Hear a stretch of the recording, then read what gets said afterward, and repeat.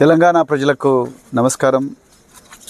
ఈరోజు ఒక హృదయ విదారకమైన వార్త తెలిసింది.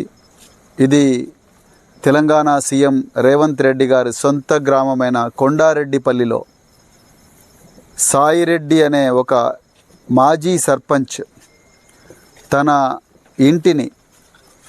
ఇంటి ముందు మరి సుమారుగా 40 సంవత్సరాల క్రితం నిర్మించుకున్న ఒక ఇంటి ముందు ఒక గోడ కట్టొద్దని అన్నా కూడా సీఎం రేవంత్ రెడ్డి బ్రదర్స్ ఎవరైతే ఉన్నారో ఆ బ్రదర్స్ బలవంతంగా ఆ ఇంటి ముందు గోడ కట్టించారు అని చెప్పి వారు చెప్తూ, మరి నేను నా ఇంటి ముందర గోడ కట్టివ్వకండి, నా ఇంటి పక్క నుంచి నేను దారి ఇవ్వడానికి సిద్ధంగా ఉన్నానన్నా కూడా ఆ ఇంటి ముందరనే గోడ కట్టి తన ఇంటిని బ్లాక్ చేసి మరి పశువుల దవాఖానా బలవంతంగా కట్టించినన్న బాధతోని ఈరోజు ఆయన ఆత్మహత్య చేసుకున్నాడు.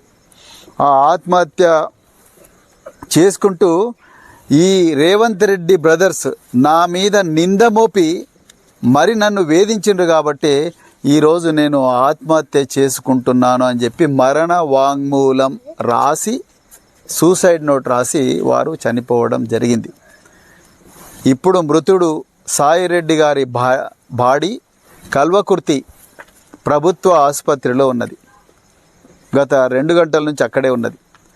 నేను స్థానిక కల్వకుర్తి డివిజన్ పోలీస్ అధికారులకు, లోకల్ పోలీస్ అధికారులకు మాట్లాడితే ఇంతవరకు ఎఫ్ఐఆర్ కాలేదు.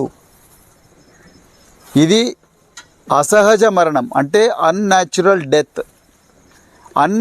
డెత్ ఎప్పుడు జరిగినా, ఎవరు కంప్లైంట్ ఇచ్చినా ఇవ్వకపోయినా పోలీసు వాళ్ళు తమంతట తామే 174 కింద కేసు బుక్ చేసేవాళ్ళు.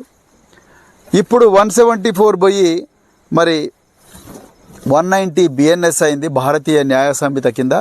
దాని కింద కేసు బుక్ చేసి ఈ సూసైడ్ నోట్లో రేవంత్ రెడ్డి బ్రదర్స్ అని చెప్పి పేరు ఆయన చాలా క్లియర్గా మెన్షన్ చేసిండు కాబట్టి ఆ 108 బిఎన్ఎస్ అంటే సూసైడ్కు ప్రేరేపించిన వ్యక్తుల పేర్లు కూడా పెడుతూ 108 బిఎన్ఎస్ కింద కూడా కేసు రిజిస్టర్ చేసి ఆ అక్యూజ్డ్ కాలంలో, నిందితుల కాలంలో రేవంత్ రెడ్డి బ్రదర్స్ అని పోలీసు వాళ్ళు రాయాలి.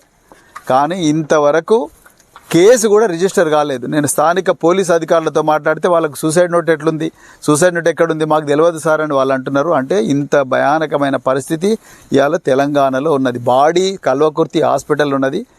మృతుడు నేను ఈ 2 వ్యక్తుల వల్లనే, ఆ 2-3 వ్యక్తుల వల్లనే చనిపోతున్నాను అని చెప్పి చాలా క్లియర్గా రాయడం జరిగింది.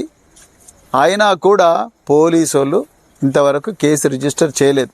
నేను తెలంగాణ డీజీపీ గారిని, తెలంగాణకు హోంమంత్రి, ముఖ్యమంత్రి ఇద్దరు ఒకటే రేవంత్ రెడ్డి, ఆయన తమ్ముళ్ళ పేర్లు ఆయన అన్నల పేర్లు దీంట్లో పెట్టిండు కాబట్టి ఇంకా ఆయన నుంచి నేను ఏమీ ఎక్స్పెక్ట్ చేయడం లేదు, బీఆర్ఎస్ పార్టీ కూడా ఏమి ఎక్స్పెక్ట్ చేయదు.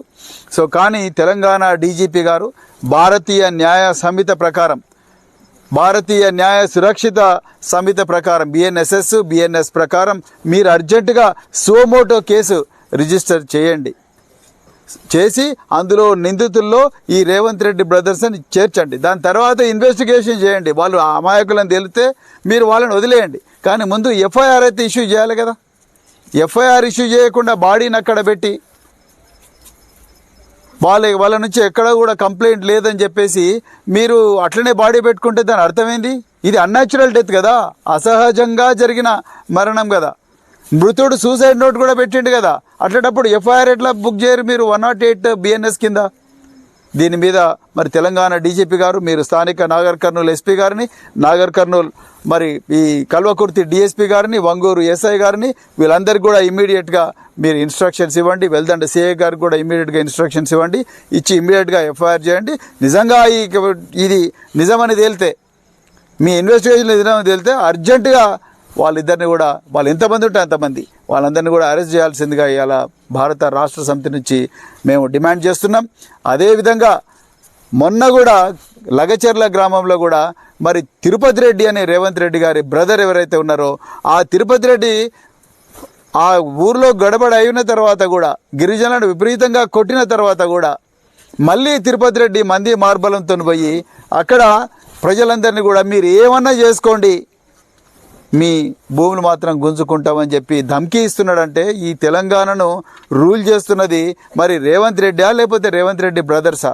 మరి Tirupati Reddy IAS, IPS, superintendent of police, ఆయన్నే కన్జర్వేటర్ ఆఫ్ ఫారెస్ట్, ఆయన్నే సీసీఎల్ఏ అన్నీ తానే అయ్యి ఆయన్నే నడిపిస్తున్నాడా, లేకపోతే మరి పోలీసులు నడిపిస్తున్నారా, లేకపోతే రెవెన్యూ అధికారులు నడిపిస్తున్నారా? ఈ విషయాన్ని మీరు తెలంగాణ పిల్లలకు చెప్పాల్సిందిగా కోరుకుంటూ అర్జెంటుగా ఈ సాయిరెడ్డి ఏదైతే ఆత్మహత్య ఉన్నదో ఆ ఆత్మహత్య కారకులు ఎవరు, దాని మీద పూర్తి స్థాయి విచారణ, కేసు రిజిస్టర్ చేసి సుమోటోగా రిజిస్టర్ చేసి విచారణ చేసి దోషులకు శిక్ష పడేలా మీరందరూ కూడా చేయాలని చెప్పేసి డీజీపీ గారిని మరి రిక్వెస్ట్ చేస్తూ జై తెలంగాణ.